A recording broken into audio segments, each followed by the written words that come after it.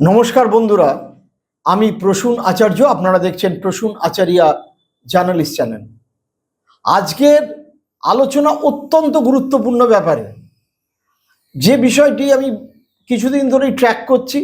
আপনাদের মনে আছে, আমি একটি ভিডিওতে পরিষ্কার বলেছিলাম এনসিপিআই কি উঠে যাবে? হ্যাঁ, প্রায় উঠে যাওয়ারই পথে।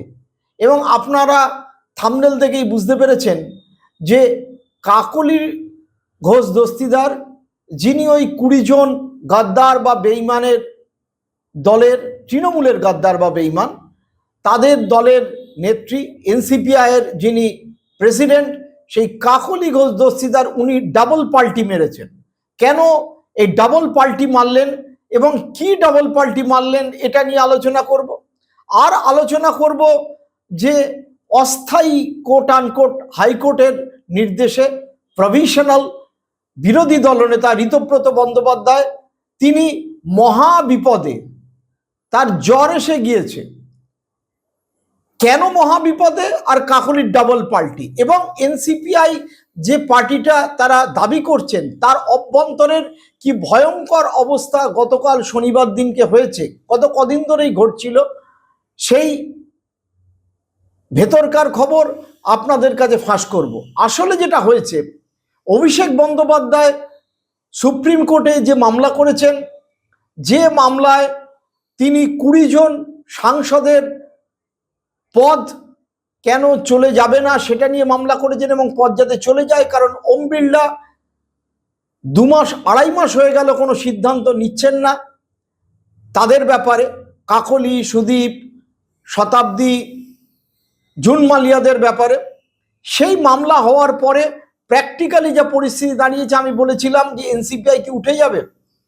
এই পরিস্থিতিতে এনসিপিআই যিনি প্রেসিডেন্ট বা সভানেত্রী, যিনি পার্লামেন্টারি পার্টির নেতা হিসেবে নিজেকে দাবি করছেন, তিনি হঠাৎ দলটিকে এনসিপিআই না বলে একটা বহুজন এনসিপিআই, অর্থাৎ বিএনসিপিআই বলে একটি পার্টি গঠনের দিকে এগিয়ে যান, এবং সেই কাজে তিনি দায়িত্ব দেন তার ডাক্তার পুত্র, যিনি একজন সাইকিয়াট্রিস্ট ডক্টর, বাইরে পড়াশুনো করেছেন, তার ছেলে বৈদ্যনাথ ঘোষ দস্তিদারকে। যে বৈদ্যনাথ ঘোষ দস্তিদার, আপনারা মনে আছে যে কাকলি ঘোষ দস্তিদার যখন তৃণমূলের সাথে দূরত্ব রক্ষা করলেন এবং মমতা বন্দ্যোপাধ্যায় যখন তার বিরুদ্ধে ব্যবস্থা নিলেন, তখন এই বৈদ্যনাথ ঘোষ দস্তিদার শুধু তার বিয়ের গিফটই ফেরত পাঠাননি, তিনি কল্যাণ বন্দ্যোপাধ্যায়, মহুয়া মৈত্র, এমনকি মমতা বন্দ্যোপাধ্যায়ের বিরুদ্ধে আইনি নোটিশ দিয়েছিলেন। সেই বৈদ্যনাথ বন্দ্যোপাধ্যায় কিছুদিন ধরেই তার যে ফেসবুক প্রোফাইল, সেটা এখন দেখতে গেলে আপনারা পাবেন না, কারণ তিনি কালকে রাত্রিবেলা বিতর্ক সৃষ্টি হওয়ার পর হঠাৎ করেই সব পোস্টগুলোকে ডিলিট করেন। কিন্তু আমার কাছে আছে, আমি সেগুলো আপনাদের দেখাবো। তিনি কদিন ধরেই একটা ক্ষেত্র তৈরি করছিলেন, কারণ কাকলি ঘোষ দস্তিদার বুঝতে পারছিলেন যে এনসিপিআই পার্টিতে তিনি যে গেছেন, সেইটা যে তিনি ঘোষণা করেছেন, সেইটা চ্যালেঞ্জ হয়ে গেছে ওম বিড়লার কাছে, সেটা চ্যালেঞ্জ হয়ে গেছে সুপ্রিম কোর্টে, এবং সুপ্রিম কোর্টে কপিল সিব্বল, যে শিবসেনা বনাম উদ্ধব শিবসেনা বনাম সিন্ডে শিবসেনার যে মামলাটা লড়ছেন, তার পাশাপাশি তারা যখন অ্যাপিয়ার করবেন এই মামলার ক্ষেত্রেও, তখন Subhash Desai versus government of Maharashtra যে মামলার যে জাজমেন্ট, সেই জাজমেন্টে তাদের পদ চলে যেতে পারে। অর্থাৎ এই অবস্থা থেকে বাঁচতে একটা নতুন পার্টি দরকার। তখন তিনি বললেন, না, আমি তো আর এনসিপিআইতে নেই, আমি Bahujan nationalist citizen party of India, এইরকম কোনো পার্টির প্র্যাকটিক্যালি কোনো অস্তিত্বই নেই, সেই পার্টিতে আমি বিলং করি। যে কারণে তিনি তার ছেলেকে দিয়ে বারবার পোস্ট করছিলেন। সেই পোস্টগুলোতে বলা হচ্ছিল যে নতুন যে পার্টি, সেই পার্টি মূলত কাদের জন্য? সেই পার্টি দলিত, মুসলিম, আদিবাসী, উপজাতি, বহুজনদের জন্য, এবং সেই পার্টিকে তুলে ধরা হচ্ছিল আম্বেদকর, রবীন্দ্রনাথ, সাবিত্রী ফুলে, মহারাষ্ট্রের, কেরলের নারায়ণ গুরু, তাদেরকে কেন্দ্র করে, অর্থাৎ দলিত মুভমেন্টের মধ্যে দিয়ে, মুসলিম দলিত মুভমেন্টের মধ্যে দিয়ে যে নেতৃত্ব রয়েছেন, এবং তার মধ্যে রবীন্দ্রনাথও আছেন, মৌলানা আবুল কালাম আজাদও রয়েছেন, তাদের আদর্শে এই Bahujan nationalist party of India হবে। কারণ পুরনো যে national citizen party of India NCPI, যেটা সাঁকরাইলে হাওড়ার হাটগাছা গ্রামের তাদের হেড অফিস, যেখান থেকে ওরা এই পার্টিটা কিনেছে বলে শোনা যাচ্ছে, যার প্রেসিডেন্ট ছিলেন শিউলি কুণ্ডু, জেনারেল সেক্রেটারি ছিলেন শান্তনু দে, তাদের সাথে নাকি পয়সার সব মিটমাট হয়নি এবং তারা প্রবল আপত্তি তুলেছেন, তাদেরও অবজেকশন আছে। এই পরিস্থিতিতে শুধু এনসিপিআইয়ের ঘরে আগুন লাগেনি, কাকলি ঘোষ দস্তিদার একদিকে তিনি নরেন্দ্র মোদীকে ওড়না পড়াচ্ছিলেন কাঁথা স্টিচের, উল্টো দিক থেকে তিনি তার ভাবমূর্তি, তার বারাসাত কেন্দ্রের ভোটারদের কম্পোজিশন মাথায় রেখে তিনি অন্য লাইন নিচ্ছিলেন। সেই লাইনটা কি? সেই লাইনে তিনি অদ্ভুতভাবে ঘোষণা করেছিলেন যে 2000 মুসলিম দলিতদের জন্য, স্টুডেন্টদের জন্য তিনি স্কলারশিপ দেবেন। কোথা থেকে দেবেন, কি দেবেন আপনারা জানি না। আপনারা বুঝতে পারছেন যে কি সাংঘাতিক সংখ্যা, 2000 দলিত মুসলিমদের স্কলারশিপ দেবেন। শুধু তাই নয়, কাকলি ঘোষ দস্তিদার তার এমপি ল্যাডের টাকায় 50 লক্ষ টাকা, 50 lakhs, not a matter of joke, বছরে যে টাকা পান তার একটা বিরাট টাকায় তিনি শুধু দেগঙ্গায় মুসলিমদের জন্য ঈদগাহ, মুসলিমদের জন্য কমিউনিটি হল, মুসলিমদের জন্য কোচিং সেন্টারে দিচ্ছে বলে ঘোষণা করেছেন। ভেবে দেখুন, যে হিন্দুত্ববাদী দল যারা বন্দে মাতরমের নাম উচ্চারণ ঠিকমতো না হলে বা গান না গাইলে চিৎকার চেঁচামেচি করছে, যদিও তাদের দলের মূল যে ডিএনএ আরএসএস, তারা জাতীয় পতাকা উত্তোলন করতো না, তাদের সাথে স্বাধীনতা সংগ্রামীর কোনো ইতিহাস নেই, একজন শহীদের কথাও তারা দেখাতে পারবে না, পুরোটাই ফলস ন্যারেটিভ। দেশের মানুষ এখন বুঝতে পেরেছেন, বাংলার মানুষও দ্রুত হারে বুঝে যাচ্ছেন। সেই দলের একজন মুসলিম সাংসদ নেই, সেই দলের মুসলিম মন্ত্রী নেই, সেই দলের পশ্চিমবঙ্গে কোনো সংখ্যালঘু বিধায়ক নেই, সংখ্যালঘু দপ্তর নেই। সেই দলের সঙ্গে যার যোগাযোগ রয়েছে শুভেন্দু অধিকারী, যিনি বলেন মুসলিমরা ভোট দেয়নি, প্রায় তাদের দেখা হবে না, সেই দলের বিধায়ক মুসলিমদের ভোট পাননি বলে আমরা দেখেছি কাশীপুর এলাকায় কি করে মুসলিম বস্তিতে জল বন্ধ করে দেওয়া হয়। তাদের যিনি ঘনিষ্ঠ কাকলি ঘোষ দস্তিদার, তিনি মুসলিমদের উন্নয়নের জন্য হঠাৎ করে খেপে গেলেন এবং 50 লক্ষ টাকা দিচ্ছেন। এবং তার ছেলে বৈদ্যনাথ ঘোষ দস্তিদার, তিনি তার ফেসবুকে বলতে শুরু করেছেন আপনারা দলে দলে যোগদান করুন। সম্ভাব্য প্রেসিডেন্ট কাকলি ঘোষ দস্তিদার, সম্ভাব্য মানে পার্লামেন্টারি পার্টির নেতা কাকলি ঘোষ দস্তিদার। এই ঘটনাটি গত 3-4 দিন ধরে ঘটছিল এবং যতই নরেন্দ্র মোদী তাদেরকে ডেকে সকালবেলা ব্রেকফাস্ট খাইয়ে বলুন যে আপনারা সকলেই সোশ্যাল মিডিয়ায় সক্রিয় হবেন, কিন্তু এখন এই জেনজিদের আন্দোলন, যন্তর মন্তর আন্দোলন, আমরা দীপক এবং সৌরভদের যে আন্দোলন, যুবদের যে আন্দোলনের ফলে নরেন্দ্র মোদী নিজে কয়েকবার ওই মাঝরাতে ইনস্টাগ্রামে আসার পর বুঝতেই পাচ্ছেন তাদের কি অবস্থা দাঁড়িয়েছে। অমিত মালব্যকে সরিয়ে দেওয়ার পরে তারা যাদের দায়িত্ব দিয়েছে তারা এখনো পর্যন্ত সোশ্যাল মিডিয়ায় সক্রিয় হচ্ছে না, কিন্তু কাকলি ঘোষ দস্তিদার খুব সুচতুরভাবে তিনি নিজের অবস্থানটাকে সংহত করছিলেন এবং তিনি তার যাতে পদ বাতিল না হয় এবং তার সাথে যদি কেউ আসে তাহলে তাদের পদ বাতিল না হয়, তারা বলবেন আমরা তো এনসিপিআইতে যাইনি, আমাদের দলের একটা অন্য নাম, এই নামে হয়তো রেজিস্ট্রি করার জন্যও তারা তলে তলে চেষ্টা করছেন। আমার কাছে যা মনে হচ্ছে তিনি সেটা করতে শুরু করেন। এবার আপনারা জানেন এর আগেই এটা নিয়ে ওদের দলের মধ্যে আগুন লেগেছিল। সুদীপ ব্যানার্জি ক্ষুব্ধ হয়ে চলে এসেছিলেন, তিনি মন্ত্রী হতে পারেননি, কারণ এখন আর তো ডিলিমিটেশন বিলটা কবে আসবে, আদৌ আসবে কিনা তার সম্ভাবনা নেই। এই 20 জন গাদ্দার কোট আনকোটকে নিয়ে কি করবেন বিজেপি বুঝতেও পারছে না। যদিও তার অনুমোদন শ্রমিক ভট্টাচার্য দিয়েছিলেন, যে ডাবল ফেসের মুখ এবং মুখোশ শ্রমিক ভট্টাচার্যের খুলে গেছে, তিনি দলের থেকে পার্টি বড়, এই ব্যক্তির থেকে পার্টি বড়, পার্টির থেকে দেশ বড় বলে এদের নেওয়ার ব্যাপারে তিনি অনুমোদন করেছিলেন এবং তারা মোদীকে সাপোর্ট করছেন। আপনারা দেখেছেন জুন মালিয়া গিয়ে শিশির অধিকারীর আশীর্বাদ নিয়ে এসছেন, কিন্তু কাকলির এই ক্রিয়াকর্মে প্রচণ্ড ক্ষোভের সৃষ্টি হয়।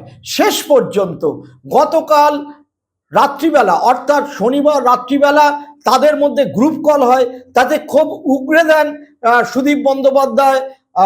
আমার কাছে খবর হচ্ছে আরো একাধিক এমপি, তার মধ্যে রয়েছেন প্রথম থেকে যিনি দলের এই 2009 থেকে যিনি সাংসদ ছিলেন শতাব্দী রায়, তারা কাকলিকে বলেন এটা কি ব্যাপার। কাকলি বোঝানোর চেষ্টা করেন যে না, এটা আমার ছেলে করে ফেলেছে, ওটা ওর মতো করে করেছে, আমি কিছু বলিনি। কিন্তু অ্যাকচুয়ালি ইনস্ট্রাকশন ছিল কাকলি ঘোষ দস্তিদারের, কারণ তিনি তার ফেসবুকে পরিষ্কারভাবে মুসলিমদের উন্নয়ন, দেগঙ্গার উন্নয়ন, হঠাৎ করে এত মুসলিম প্রীতি। একদিকে তিনি, যে সরকার মুসলিমদেরকে সেকেন্ড ক্লাস সিটিজেন করতে যায়, যে সরকার মুসলিমদের উন্নয়ন করার ব্যাপারে নানা প্রশ্ন তোলে, তাদেরকে কথায় কথায় জেহাদি বলে, ল্যান্ড জিহাদ, লাভ জিহাদের কথা বলে, তাদের সাথে যোগ দিয়ে তিনি মুসলিমদের উন্নয়নের কথা বলছেন। এবং সবচেয়ে বড় কথা, কাকলি আর একটা কথা বলেছিলেন, সেটা শুনলে আপনারা অবাক হয়ে যাবেন।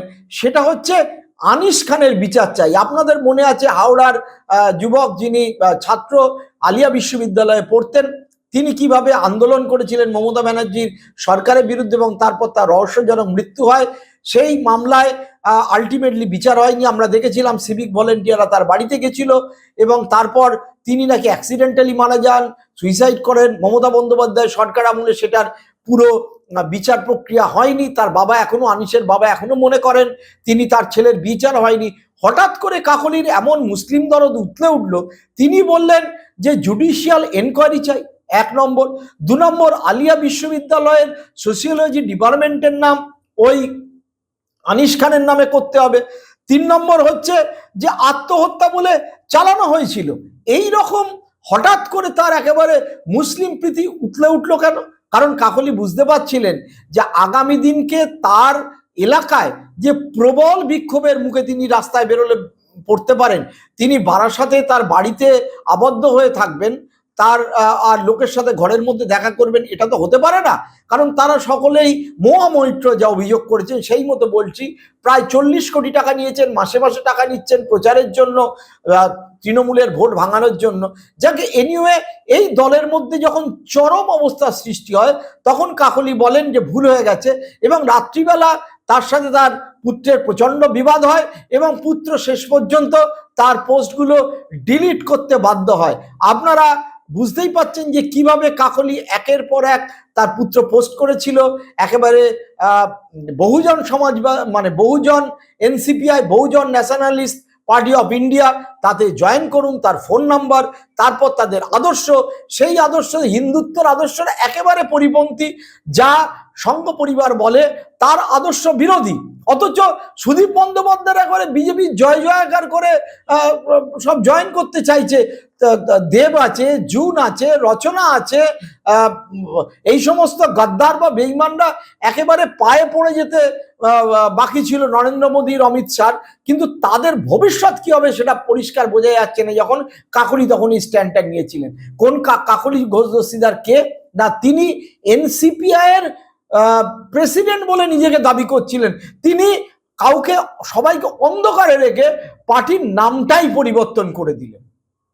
এইরকম অদ্ভুত কাণ্ড আজ পর্যন্ত শুনিনি।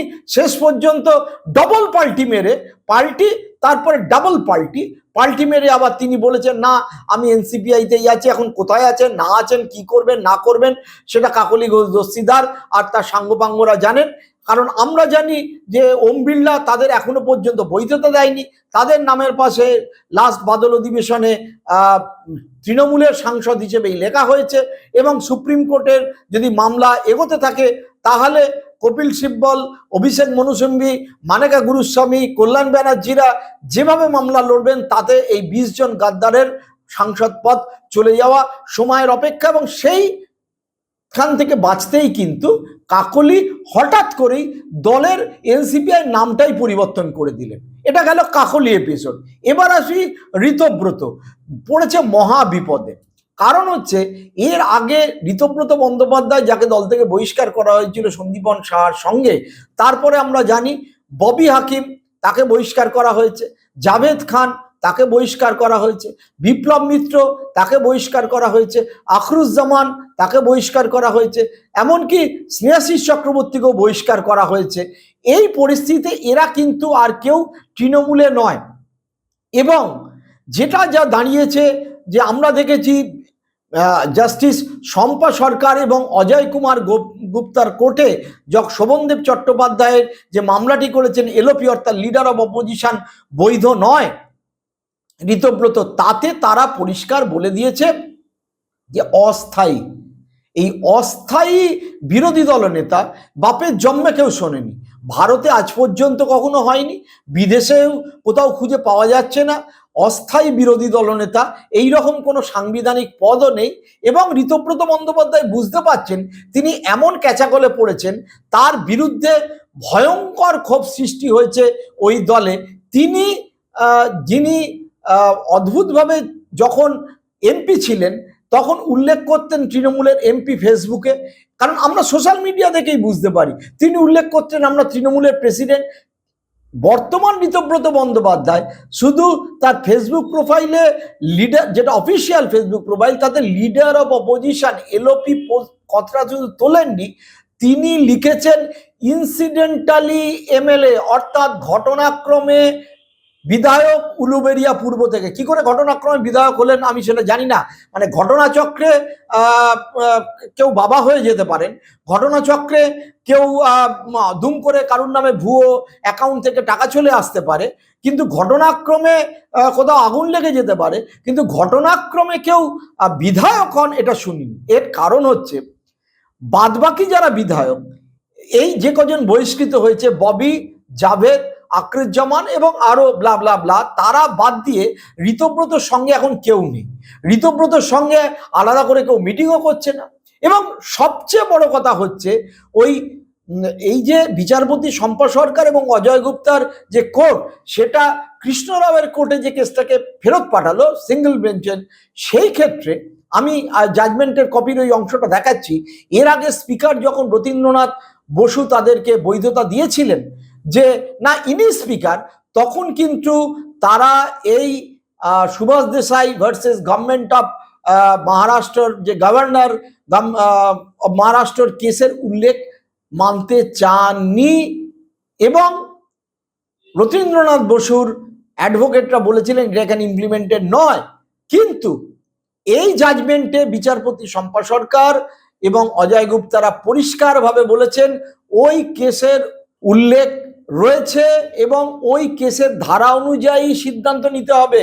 অর্থাৎ ঋতব্রতর এই পদ যাওয়া, যদি না জাস্টিস কৃষ্ণ রাও অন্য কোনো রকম ব্যবস্থা, আমি জানি বিচারকদের বিচার ব্যবস্থার প্রতি যদি কিছু কটূক্তি করি সেটা মানানিকর পর্যায়ে যাবে, আমি তাই জন্য কিছু বলতে চাইছি না, কিন্তু তারা যদি আইনগত তিনি যদি পথ নেন, তাহলে ঋতব্রত বন্দ্যোপাধ্যায়ের বাঁচার কোনো রাস্তা নেই।